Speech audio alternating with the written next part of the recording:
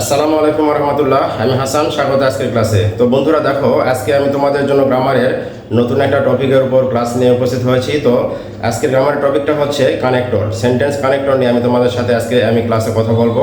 তো প্রথমে আমরা জানবো কানেক্টর কি, এবং পর্যায়ক্রমে আমরা বিভিন্ন ধরনের কানেক্টর নিয়ে এবং সেগুলো নিয়ে ব্যবহার সম্পর্কে আমি তোমাদের সাথে আলোচনা করার চেষ্টা করব।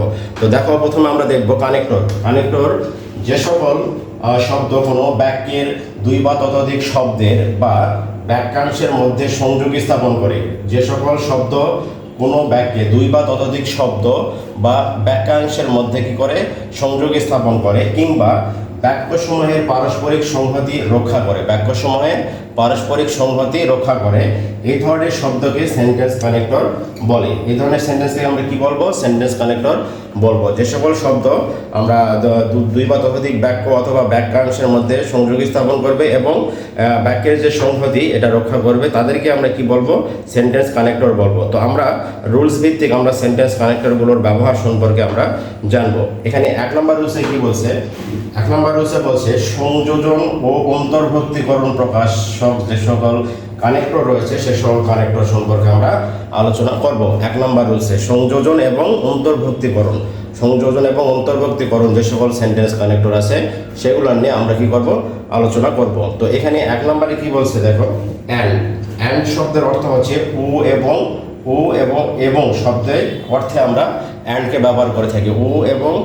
এবং শব্দে এবং এই দুটো অর্থে আমরা অ্যান্ড ব্যবহার করে থাকি। এই অ্যান্ড দ্বারা আমরা কি করি? দুই বা ততোধিক শব্দ অথবা দুই বা ততোধিক আমরা বাক্যাংশকে আমরা কি করি? যুক্ত করি। একটা উদাহরণ দেখব, রেজা অ্যান্ড সিজান আর ফ্রেন্ডস। এখানে দুটো নাউন আছে। এখানে কয়টা নাউন আছে? দুটো নাউন আছে। দুটো নাউন কি? একটা হচ্ছে রেজা আর একটা হচ্ছে সিজান। এই দুটো নাউনকে এখানে অ্যান্ড দ্বারা কি করা হয়েছে? এখানে যুক্ত করা হয়েছে। আর ফ্রেন্ডস, তাহলে এখানে দুটো নাউনকে বা দুটো শব্দকে আমরা এখানে কি করলাম? এখানে অ্যান্ড দ্বারা আমরা কি করলাম? যুক্ত করে দিলাম।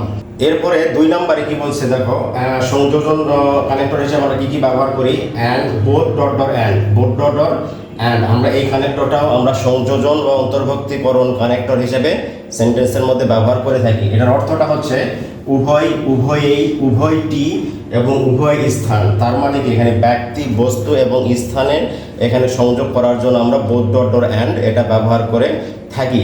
একটা উদাহরণ দেখি, এখানে বোথ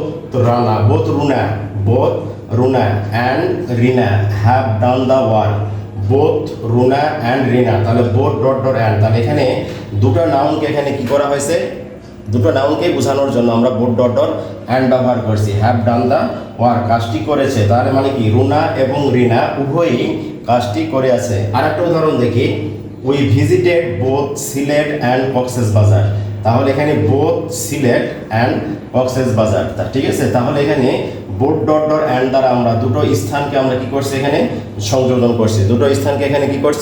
সংযোজন করছি। তাহলে আমরা এখানে কি সংযোজন এবং অন্তর্ভুক্তিকরণ কানেক্টর হিসাবে আমরা বোথ অ্যান্ড দ্বারা অ্যান্ড ব্যবহার করে আমরা কি করতে পারি?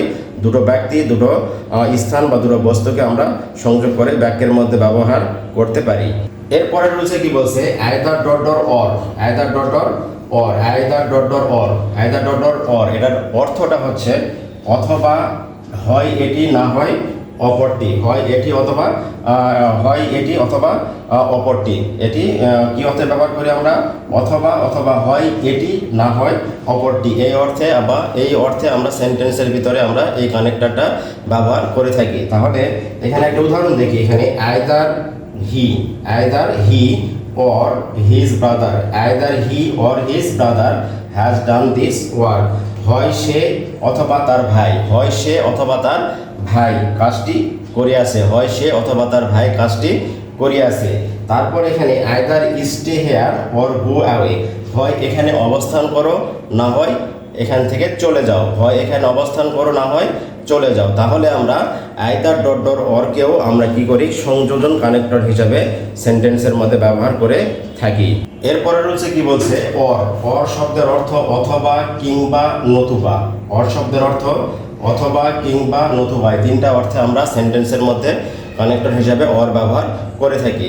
একটা উদাহরণ দেখি, Rana or Zahid has written the story. Rana and or Zahid has written the story. তাহলে অর দ্বারা এখানে দুটো শব্দকে বা দুটো নাউনকে এখানে কি করা হয়েছে, যুক্ত করে দেওয়া হয়েছে এবং দুটো নাউন বা দুটো শব্দের মাঝে অর দ্বারা অর কানেক্টর ব্যবহার করে সংযোগ করে দেওয়া হয়েছে, হ্যাজ রিটেন দ্য স্টোরি। তাহলে এখানে কি করে রানা অথবা জাহিদ, যখনই আমরা অর দিয়ে যখন কোনো নাউনকে বা কোনো প্রোনাউনকে বা কোনো বস্তু বা স্থানকে আমরা যুক্ত করব তখন সেটা সিঙ্গুলার প্রকাশ করবে, যার কারণে এখানে আমরা কি করছি, সিঙ্গুলার ভার্ব হ্যাজ ব্যবহার করছি। রিটেন দ্য স্টোরি, রানা অথবা জাহিদ গল্পটি লিখে আছে, রানা অথবা জাহিদ গল্পটি লিখে আছে, যে কোনো একজনকে বোঝানো হয়েছে।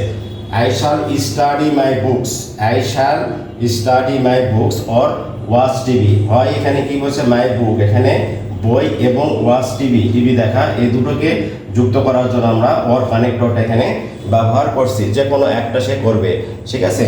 তাহলে আই শ্যাল স্টাডি, আমি পড়াশোনা, স্টাডি মাই বুক, আমি আমার বই পড়বো অথবা টিভি দেখবো, এখানে যে কোনো একটা কাজের কথা বলা হয়েছে। তাহলে এখানে কি করবো, আমরা অরকেও আমরা কানেক্টর হিসেবে বা সংযোজন কানেক্টর হিসেবে সেন্টেন্সের মধ্যে ব্যবহার করে থাকি।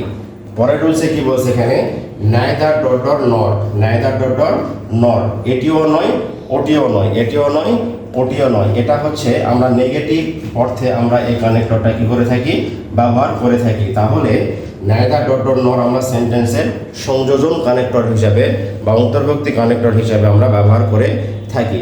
একটা উদাহরণ দেখি এখানে, either you nor I have seen the movie, neither you or I have seen the movie, তার মানে হচ্ছে তুমিও নয় আমিও এই সিনেমাটা কি করি নাই, দেখিনি, বা এই মুভিটা দেখিনি, না বোধক অর্থে আমরা এই কানেক্টরটা ব্যবহার করলাম। আর একটা উদাহরণ দেখি, হি উইল নাইদার রিড নর right, he will neither read নর রাইট, এখানে রিড এবং রাইট এই দুটোকে আমরা নর ডট ডট অর দ্বারা কি করছি, যুক্ত করে দিছি, বা এই কানেক্টরগুলো আমরা কি করছি, ব্যবহার করছি, যে সে পড়তেও পারে না লিখতেও পারে না। তাহলে আমরা নাইদার ডট ডট নট সেন্টেন্সের মধ্যে সংযোজন কানেক্টর হিসাবে আমরা ব্যবহার করে থাকি। তো আমার প্রিয় শিক্ষার্থীরা, আজকের ক্লাস এই পর্যন্তই থাকবে। তোমরা আমার এই ক্লাসটাকে লাইক শেয়ার কমেন্ট করবে এবং আগামী ক্লাসটা পাওয়ার জন্য অবশ্যই তোমরা এই পেজটাকে ফলো দিয়ে রাখবে। তোমরা ভালো থাকবে, আল্লাহ হাফেজ।